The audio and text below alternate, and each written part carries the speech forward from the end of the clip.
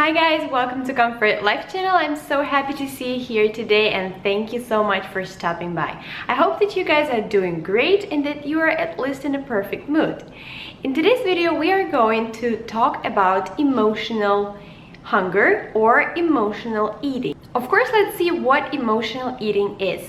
And then before I move forward, I just need to let you know that emotional eating, it is a bad thing. And it is basically a health disorder which you do want to deal with as soon as possible because it might lead to many other health conditions, and of course it will prevent you from losing weight and even promote the obesity and the extra weight gain. Emotional eating means that you are eating food not because you're physically hungry, but just because you would like to comfort yourself with food. Well, then what physical hunger is? Physical hunger is that when you do feel that you are hungry. I mean, your stomach sends you the signals, you've had a decent meal like 3 hours ago and your body is lacking energy. So basically that's why we're eating food, because we need to fuel our body with energy. So when you're emotionally hungry, not physically, you're basically don't feel the hunger, but you're craving food, and you most likely craving like some sort of the food, not everything. And sometimes the emotional eating might happen either consciously or even unconsciously. I will list some real life situations and you will see for yourself if you are somehow familiar with them. 75% of all overeating is a response to the emotions. We all know that when we are feeling fatigue or anxiety and when we are nervous or depressed, we always long for a piece of cookie or two, and that the ice cream, of course, and that happens pretty often. It might be you're stressed at work, you have problems with your relationships, anything might cause the stress. And we're basically having stress on a daily basis, but some people cope with the stress in a better way, but some not. People only stop eating or start eating less only in face of strong emotions. But regular nervousness and anxiety definitely promote people to snack more and to eat more unhealthy food when they're not hungry physically. Sometimes people start eating when they're not physically hungry, but then when they experience a negative self-image or have negative thoughts, probably it might be familiar to you, when you want to look better and when you're trying to lose weight, but the results don't often appear that fast, and then you think, okay, I don't care, I'm gonna keep eating because nothing will change. Or when you don't think that you did something well throughout the day and then you reward yourself with a piece of cake. So that's when you're actually have negative thoughts around you, especially about yourself. Sometimes you might want to eat something when it happens when you just pass through a bakery or there is an ice cream deli right on the corner. You see that and you want to eat because you see that, and it probably triggers something emotionally. Or when you are around people and they are all eating, you probably start eating as well just to fit in. That's also an emotional eating, not because it is a physical hunger. Another situation is probably mostly for women. During certain days we are craving chocolate, and maybe some chocolate related foods. Could be chocolate ice cream, it could be just hot chocolate, and that also happens emotionally because sometimes we might crave chocolate even just right we had a huge dinner. Of course, you might ask me like, what is wrong with me having an occasional ice cream or having an occasional bagel, even though between the meals? Well, the answer is pretty simple. Is that because during the stress levels, when our body is under stress and when we are depressed, we have the cortisol hormone being produced in our bodies, and cortisol is actually a stress hormone. And the reason it is being produced is that you're craving only certain types of foods, like fried foods, like cakes, baked foods, and chocolate is the perfect example here. I've never seen a person who has emotional eating and he's craving for like raw carrots or for a salad. It doesn't really happen that way. So that is the very bad side of emotional eating, is because you are eating in between of the meals, you are eating when you're not hungry, and it definitely makes you to gain weight. And as you know, the unhealthy foods are also promoting many other diseases, not only affect your pounds that you want to lose. But I find another really bad side of emotional eating is that you are ruining by eating in between the meals when you're not hungry. You are ruining the natural body's call for food, which is called appetite. You know, when you're eating when you don't have that real appetite, it is bad. Everything in our body works pretty simple, just plain simple. When you are hungry, the stomach starts producing the acid so you could digest the food easily.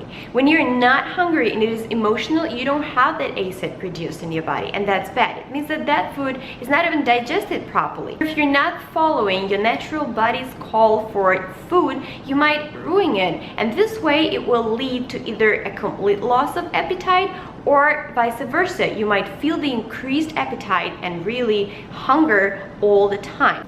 And now let's talk about the solutions to these problems. Good news is that there are so many solutions you could follow that you shouldn't be afraid of that. Emotional eating is bad when it becomes a habit. When you try to reward yourself for anything, when you have those cheat days throughout the week, that's fine. But when you notice after yourself that you actually having this emotional eating in a form of a habit, and that you are craving certain foods on a daily basis, and you really see that it happens all the time, that should be a trigger, and you should pay attention to different solutions that might be just around you. I guess the best solution is that every time you start feeling that you start craving something, and you start you just start thinking about certain type of food, especially those that you have in the fridge, that's the worst thing. Just try to switch your attention to anything else. Call your friend, do some cleaning in the house, do some reading, do anything you could just to switch your attention. And then once time passes, you take an ice bath, and then you think, do I still want that, or am I really hungry for a good, nice, proper dinner? As the main course for the emotional eating is the stress, our main goal here is to try to manage the stress. Well, different people have their own techniques, so you again could take a nice relaxing bath with some oils and salts. Probably you need some meditation, or you want to try some yoga. Some people relieve stress by calling a friend and then discussing some difficult life situations, or maybe you would like to start writing down the things that are bothering you. It really as simple as just doing some physical exercises. It relieves the stress of your body and of your mind greatly. Talking about writing things, another simple solution is just to start a food journal. You could write down anything you want over there. First of all, write down everything you eat, and just next to it write how hungry you were when you were eating that, on a scale from 1 to 10, and then try to see what food you were eating when you really were not hungry. If there is just some certain type of food that you are craving all the time, let's say the ice cream, next time you go to the store, be strong enough not to get it. It's very simple not to want a certain thing if you don't have it. If you're sitting in the house in the evening and you want the ice cream and you have it, of course it's going to be way much easier just to open the fridge door and have it. But if you don't have any ice cream on hand, definitely you will try to switch to something else, probably for a healthier option. And that's another solution. Try to find a healthier snack. There is also always alternative to anything. If you want chips, try to make some homemade potato chips or sweet potato chips. They will be way much better alternative. Always, if you think that you're hungry and you're not sure, try to have an apple or any other fruit or a vegetable that will be very good for your health as well. And always remember that you are not eating to get yourself stuffed. You're eating because your body needs the energy. Another thing I probably need to mention is just a cup of good tea, because this is good as a snack, or it is also good when you would like to relieve some stress. Many people find improvements in their stress levels when they're just sitting nicely with a cup of tea. Sometimes people start eating when they are feeling bored. In this case, just find any activity for yourself so you're not bored anymore, and definitely don't try to fill that boredom up with food. And another thing is that many people, they start eating when they watching TV or doing some work on the computer. That one, okay, let me grab some soda and watch that movie or something else. That's not a good thing either. And I know nowadays in our life it's almost impossible when we're having breakfast, dinner, whatever it is, just on our own with our family, or just, when we're not watching a TV or staring at the computer. I know that happens pretty seldom, even with me, because you don't really have that much time. You're doing two things at the same time, and that's perfect for the modern life.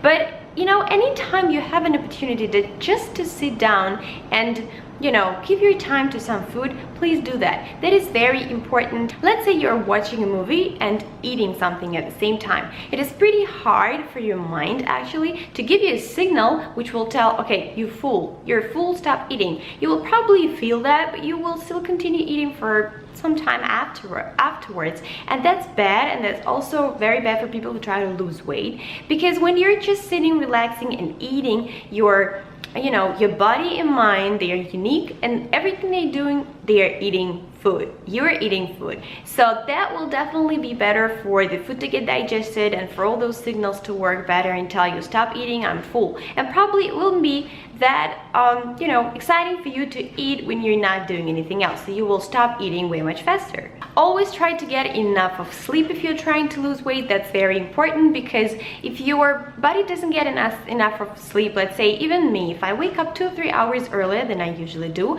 I will be hungry, I guess, like throughout the day. And even if I wake up at 4 in the morning, I will be hungry already, which is really weird. Like, how am I supposed to be hungry at 4 in the morning?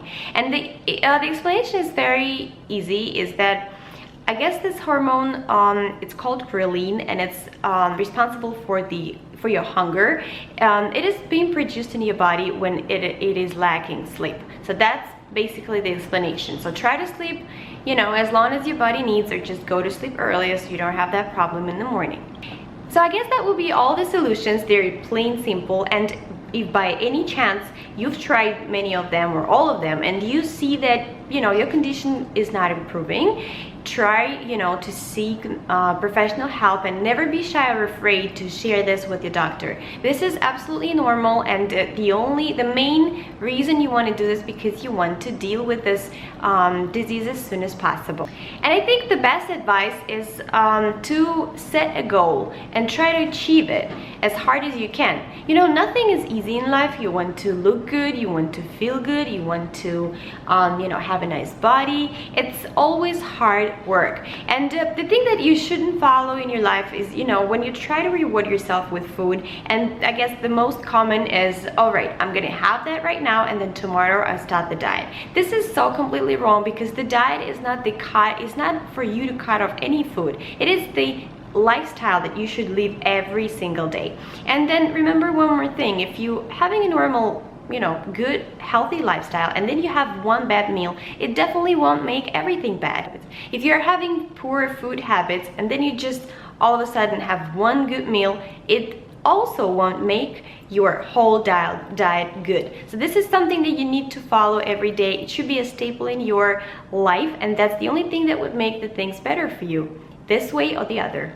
I hope this video was informative for you. You got something new, and I just wish you to be happy, healthy as always, and I want you to smile as much as you can and enjoy your life, because that what makes you look good and feel great. And yes, thank you so much for watching. Put the thumbs up if you like this video, subscribe to my channel. I wish you all the best, and I will see you later.